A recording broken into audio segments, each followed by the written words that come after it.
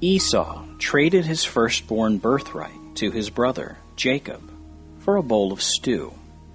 When Rebekah saw that their father, Isaac, was not going to honor the agreement Jacob and Esau made, she talked to Jacob into tricking Isaac to give him the blessing of the firstborn instead of Esau. This made Esau so angry that he began plotting to kill Jacob. When Jacob found out about Esau's plan to kill him, he became very afraid and decided to run away to his mother's relatives that lived in the land of Mesopotamia. On his way across the desert to the land of Mesopotamia, the sun began to set, and he decided to camp for the night and get some rest. He laid a stone under his head for a pillow and fell into a deep sleep. That night, Jacob had an unforgettable dream.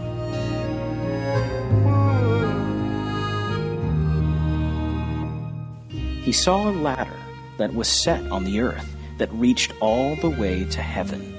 Many glorious angels were going up and down the ladder from heaven to earth. And behold, the Lord stood above it and said, "I am the Lord, the God of your grandfather Abraham and your father Isaac. I will give to you and to all your descendants the land that you are lying on. Your descendants will be spread out in all directions, as many as the dust of the earth. I am with you and will watch over you and bless you wherever you go." When Jacob woke up from his dream, he realized that God was truly the Lord and would be with him always and protect him wherever he went.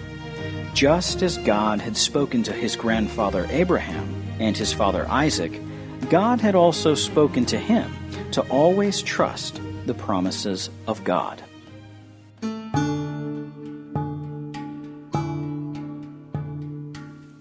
The next day, Jacob continued his journey to find his mother's family in the land of Mesopotamia. When he arrived, he was happily welcomed into his mother's family. He soon fell in love with a girl named Rachel and wanted to marry her.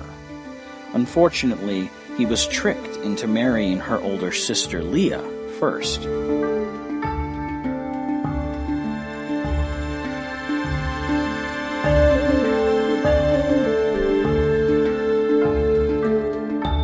Eventually, he married his first love, Rachel, as well. Together with his wives and children, Jacob worked hard and became very wealthy in livestock and possessions.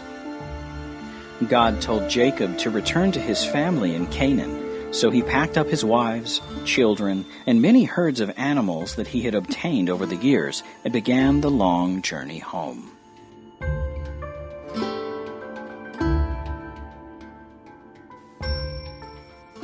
He still had great fear over how Esau would treat him when he returned.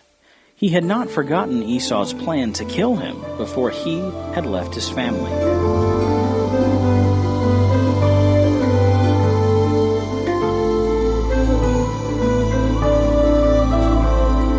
One night, as Jacob and his family were getting close to the country he came from, he sent his family and all his livestock and possessions ahead of him across a stream to camp for the evening.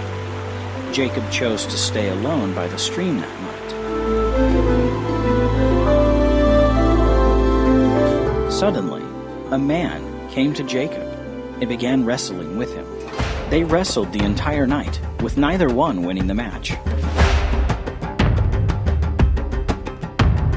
Finally, daybreak came, and the man realized that he could not overpower Jacob. The man touched Jacob's hip and caused his hip to come out of the socket. The man said, "Let me go, for it is daybreak." But Jacob replied, "I will not let you go until you bless me." The man blessed him and said, "Your name is no longer Jacob. It is now Israel, because you have struggled with God and with men and have overcome." Then Jacob realized that he had seen God face to face that night, and God had spared his life. The dream of the stairway to heaven and the wrestling match with God never left Jacob's mind. Both events were proof to Jacob that no matter how difficult or frightening life can be, he could always believe and trust in the promises of God.